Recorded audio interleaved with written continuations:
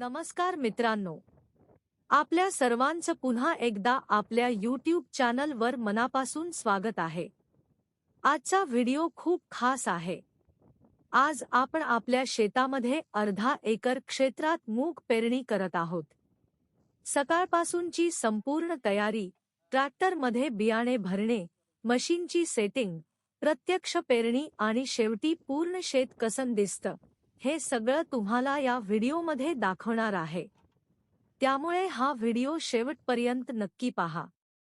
मित्रांनो, प्रत्येक हंगामाला एक नवीन सुरुवात असते।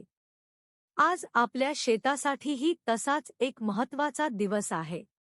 पीक चांगले यावं म्हणून आपण अनेक दिवसांपासून जमिनीची तयारी करत होतो। आता ती मेहनत प्रत्यक्ष पेरणीच्या रूपात दिसत आहे। आता तुम्ही पाहू शकता, ट्रॅक्टर पूर्ण तयार उभा आहे। पेरणी सुरू करण्यापूर्वी प्रत्येक गोष्ट नीट तपासून घेतली जाते। कारण एकदा ट्रॅक्टर शेतात गेला की मध्येच थांबून काम करावं लागू नये। त्यामुळे आधीच सर्व तपासणी करून घेतली जाते। आता आपण ट्रॅक्टरमध्ये मुगाचे बियाणे भरत आहोत। बियाणे भरताना काळजी घ्यावी लागते।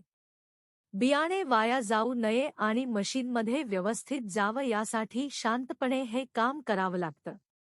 तुम्ही व्हिडिओमध्ये पाहू शकता, बियाणे हळूहळू मशीनमध्ये भरले जात आहे। आता मशीनची सेटिंग सुरू आहे। प्रत्येक पिकासाठी बियाण्याचं प्रमाण वेगळं असतं। योग्य प्रमाणात बियाणे पडणं खूप महत्त्वाचं असतं।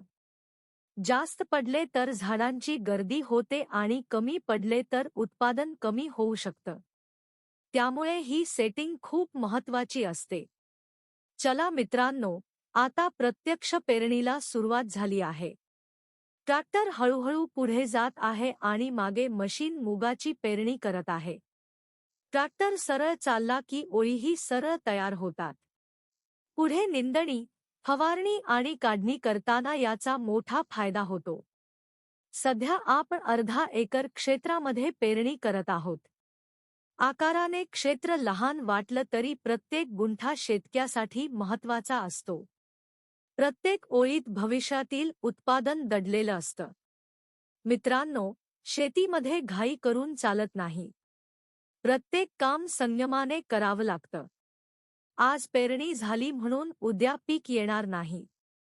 त्यासाठी पाऊस, वेळेवर मशागत, खत, तण नियंत्रण आणि सतत लक्ष द्यावं लागतं। तुम्ही ट्रॅक्टरचं काम नीट पहा। ट्रॅक्टर एकामागून एक फेऱ्या मारत आहे। प्रत्येक फेरीमध्ये समान अंतर ठेवून पेरणी होत आहे। अशा प्रकारे काम केल्यामुळे संपूर्ण शेत एकसारखं दिसतं। आता शेताचा हा भाग पूर्ण झाला आहे। पुढच्या भागात ट्रॅक्टर वळवून पुन्हा पेरणी सुरू आहे। ट्रॅक्टर वळवतानाही चालकाला खूप काळजी घ्यावी लागते। कोणतीही ओळ खराब होऊ नये म्हणून प्रत्येक वळण महत्त्वाचं असतं। मित्रांनो, तुम्हाला हा व्हिडिओ कसा वाटतोय ते कमेंटमध्ये नक्की सांगा। तुमच्या भागात मूग पेरणी सुरू झाली असेल तर कोणतं बियाणं वापरत आहात तेही लिहा। वेगवेगळ्या भागातील शेतकरी एकमेकांचे अनुभव शेअर करतील, याचा सर्वांनाच फायदा होईल।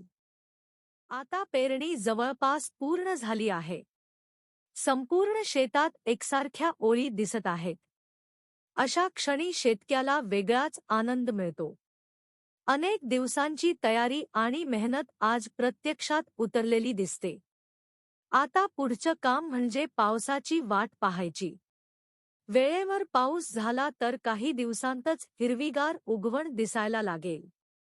तो क्षण प्रत्येक शेतकऱ्यासाठी खूप आनंदाचा असतो। मित्रांनो, शेती हा व्यवसाय नाही तर जीवनाचा आधार आहे। प्रत्येक दाण्यामागे शेतकऱ्याचा घाम, मेहनत आणि आशा असते। म्हणून अन्नाचा आदर करा आणि शेतकऱ्याच्या कष्टांची किंमत ओळखा। तर मित्रांनो, आजच्या व्हिडिओमध्ये आपण अर्धा एकर क्षेत्रातील मूग पेरणीची संपूर्ण प्रक्रिया पाहिली।